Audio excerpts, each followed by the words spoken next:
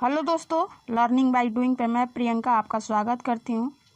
और जैसा कि आपके सामने है, यह है भारतीय राज्य व्यवस्था एवं संविधान। इसमें आज का जो टॉपिक है वो है स्थानीय प्रशासन, जिसमें हम पंचायती राज के बारे में बात करने वाले हैं। वीडियो स्टार्ट करें उससे पहले अगर आप हमारे चैनल पर नए हैं तो वीडियो को लाइक कर चैनल को सब्सक्राइब कर ऑल का बटन प्रेस कर दें, ताकि डेली के आने वाले जो वीडियो हैं आपको इजीली मिल सके। और दोस्तों, अपने फ्रेंड कलिंग्स जिनसे रिलेटिव हैं उनके यहाँ शेयर भी कर दें, ताकि इस कंटेंट का प्रॉफिट अदर भी पर्सन को हो सके। चलिए फटाफट जो आज का टॉपिक है वो है स्थानीय प्रशासन, जिसमें हम बात करने वाले हैं पंचायती राज के बारे में। ठीक है, चलिए डिस्कस करते हैं दोस्तों। सबसे पहले इसमें जो बात किया गया वो है कि भारत में स्थानीय शासन का जनक लॉर्ड रिपन को कहा जाता है। और इसमें आगे हम आपसे बात करें दोस्तों तो वो है कि संविधान में पंचायतों के गठन का प्रावधान अनुच्छेद 40 में है। इसके अलावा हम आपसे बात करें दोस्तों तो वो दिया गया है कि सामुदायिक विकास कार्यक्रम 1992 ईस्वी में शुरू हुआ था और बलवंत राय मेहता ने त्रिस्तरीय व्यवस्था वाली पंचायती राज व्यवस्था की सिफारिश की थी। इसके अलावा हम आपसे बात करें तो वो बात किया गया है दोस्तों कि पंचायती राज अधिनियम 2 सितंबर 1959 यानी 1959 ईसा को पारित किया गया। और आगे हम आपसे बात करें दोस्तों तो वो है पंचायती राज व्यवस्था का आरंभ 2 अक्टूबर 1959 को यानी 1959 को राजस्थान के नागौर जिले में किया गया था। आगे हम बात करें आपसे दोस्तों तो वो बात किया गया है कि अशोक मेहता समिति का गठन 1977 ईसा में किया गया था। और इसके अलावा हम आपसे बात करें दोस्तों तो वो है कि थुंगन समिति का गठन 1988 ईसा में राजीव गांधी ने किया था। आगे बात करें हम आपसे तो दोस्तों बात किया गया है कि 25 अप्रैल 1993 को पंचायती राज अधिनियम अस्तित्व में आया था और 73वां संविधान संशोधन अधिनियम 1992 यानी 1992 पंचायती राज से संबंधित है। आगे बात करें हम आपसे तो वो बात किया गया है कि पंचायती राज विधेयक द्वारा भारतीय संविधान के भाग 9 में अनुच्छेद 243 के क से अ तक तथा 11वीं अनुसूची में जोड़ी गई है। आगे जो टॉपिक है वो है दोस्तों वो बात किया गया है पंचायती राज व्यवस्था में सुधार हेतु समितियां गठित, कौन कौन सी समितियां गठित की गई थी इनके बारे में जानते हैं। तो दोस्तों सबसे पहले इसमें जो बात किया गया है वो है बलवंत राय मेहता समिति, जो 1957 ईसा में गठित की गई थी। उसके बाद अशोक मेहता समिति की बात की गई है जो 1977 ईसा में गठित की गई थी। और तीसरा है PBK राय समिति जो 1985 ईसा में गठित की गई थी। और चौथा समिति जो गठित की गई थी दोस्तों वो है LS सिंघवी समिति जो 1986 ईसा में की गई थी। चलिए आगे हम बात करें आपसे दोस्तों कि 73वां संविधान संशोधन आदि के अनुसार पंचायती राज के त्रिस्तरीय ढांचा का प्रावधान किया गया है, जैसे कि ग्राम स्तर पर ग्राम पंचायत, प्रखंड स्तर पर पंचायत समिति तथा जिला स्तर पर जिला परिषद का गठन किया गया है। ठीक है, आगे जो बात किया गया है दोस्तों वो है पंचायती व्यवस्था के स्तर ग्राम सभा, क्षेत्र पंचायत तथा जिला पंचायत है। ठीक है, आगे चले और हम आपसे बात करें दोस्तों तो जिन राज्यों की जनसंख्या 20 लाख से कम है या उन राज्यों में मध्यवर्ती स्तर पंचायत समिति को नहीं रखा गया है। ठीक है, इसके अलावा हम आपसे बात करें दोस्तों कि पंचायतों के सभी सदस्य वयस्क निर्वाचन प्रणाली के आधार पर चुने जाते हैं। और थोड़े से आगे चले और हम आपसे बात करें दोस्तों तो बात किया गया है कि सभी पंचायत क्षेत्रों का विभाजन जनसंख्या के आधार पर किया जाता है। आगे जो बात किया गया दोस्तों वो है कि ग्राम पंचायत का सदस्य बनने हेतु जो आयु होती है वो 21 वर्ष होनी चाहिए और पंचायतों की अवधि दोस्तों 5 वर्ष की होगी। इसके विघटन की तिथि से 6 माह के अंदर चुनाव कराना अनिवार्य होता है। ठीक है, आगे जो बात किया गया है वो है दोस्तों कि पंचायतों की आर्थिक स्थिति की समीक्षा के लिए राज्य स्तरीय वित्त आयोग का गठन किया गया है।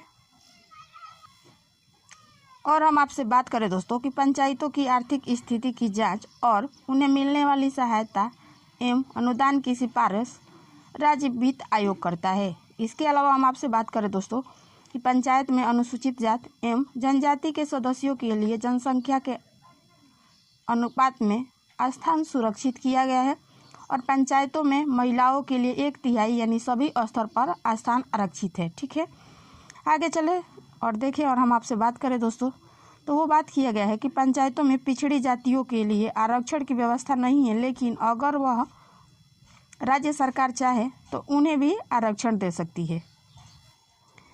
आगे जो बात किया गया दोस्तों वो है पंचायतों के कार्य एवं शक्तियों का वर्णन 11वीं अनुसूची में है और पंचायतों के अधिकार क्षेत्र में 29 विषयों को रखा गया है।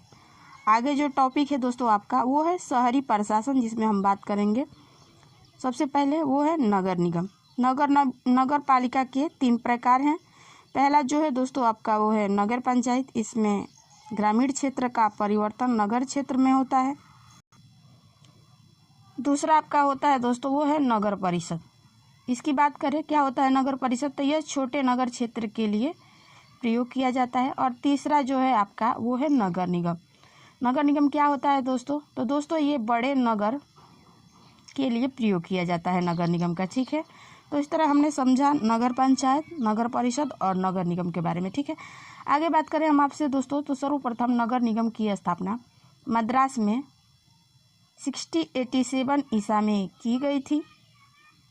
और आगे चले और हम आपसे बात करें दोस्तों तो नगरों में स्थानीय स्वशासन उपलब्ध कराने हेतु 74वें संविधान संशोधन अधिनियम 1993 में पारित किया गया। ठीक है, आगे चले और हम आपसे बात करें तो दोस्तों जो आगे बात किया गया वो है कि भारत में नगर के प्रशासन के लिए सर्वप्रथम किसी संस्था का निर्माण मद्रास में किया गया था और 1793 के चार्टर एक्ट में मद्रास, कलकत्ता एवं बम्बई में नगर निगम की स्थापना हुई। इसके अलावा हम आपसे बात करें दोस्तों तो वो है कि 74वें संविधान संशोधन अधिनियम 1 जून 1993 को लागू हुआ और 74वें संविधान संशोधन द्वारा इसमें भाग 9 क को जोड़ा गया। आगे जो बात किया गया है वो है कि भाग 9 क में अनुच्छेद 243 यानी 243 त से य 6 तक रखे गए हैं। इसके अलावा हम आपसे बात करें वो है आगे जो बात किया गया है वो है दोस्तों आपका कि 74वें संविधान संशोधन अधिनियम में 12वीं अनुसूची तथा 18 विषय रखे गए हैं। और आगे जो बात किया गया है वो है कि 74वें अधिनियम के अंतर्गत 3 प्रकार की यानी नगर पंचायत, नगर पालिका परिषद तथा नगर निगम नगर संस्थाएं स्थापित की गई है। इसके अलावा हम आपसे बात करें वो है दोस्तों कि नगर पंचायत का गठन जो ग्रामीण क्षेत्र से शहर में परिवर्तित हो रहा है या के लिए किया गया है। ठीक है, आगे जो हम बात करेंगे वो है कि नगर पालिका परिषद मध्यम आकार के नगर में होती है जबकि नगर निगम बड़े नगरों में होती हैं। इनके अलावा हम आपसे बात करें दोस्तों कि जिन नगरों की आबादी 3 लाख या उनसे अधिक है वहाँ वार्ड समितियों का गठन किया जाता है। आगे बात करें हम आपसे तो वो है कि वयस्क निर्वाचन एवं प्रत्यक्ष मतदान द्वारा नगर पालिकाओं का गठन होगा। और थोड़े से आगे चले और हम आपसे बात करें दोस्तों तो वो है कि अनुसूचित जाति एवं जनजातियों के लिए जनसंख्या के अनुपात में स्थान आरक्षित रखा गया है। आगे जो है वो है कि महिलाओं के लिए 1/3 स्थान आरक्षित है। ठीक है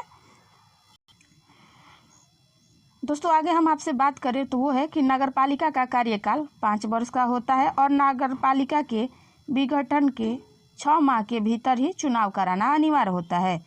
इसके अलावा हम आपसे बात करें दोस्तों तो कई ग्राम पंचायतों को मिलाकर प्रखंड बनता है और प्रखंड का प्रधान प्रखंड विकास अधिकारी जो है वो BDO होता है। ठीक है, आगे पंचायत समिति या सचिव प्रखंड विकास का पदाधिकारी होता है। आगे बात करें हम आपसे दोस्तों तो वो है कि नगर पालिका परिषद के सदस्यों को पार्षद कहा जाता है। आगे बात करें हम आपसे वो है कि नगर पालिका की स्थापना के लिए कम से कम 40,000 आबादी की आवश्यकता होती है दोस्तों, यानी 40,000 होनी चाहिए। और इसके अलावा हम आपसे बात करें दोस्तों कि नगर पालिका सदस्य बनने के लिए जो आयु होती है वो कम से कम 25 वर्ष होनी चाहिए। ठीक है, आगे जो बात करेंगे वो है दोस्तों आपका कि नगर पालिका के अध्यक्ष का चुनाव नगर पालिका के पार्षद अपने सदस्यों से ही करते हैं।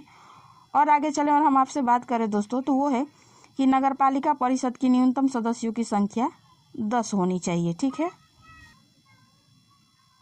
आगे जो बात किया गया है वो है दोस्तों कि नगर निगम का अध्यक्ष महापौर होता है और नगर परिषद के सदस्य अपने में ही एक मेयर यानी महापौर एवं उप मेयर उप महापौर का चुनाव करते हैं। ठीक है।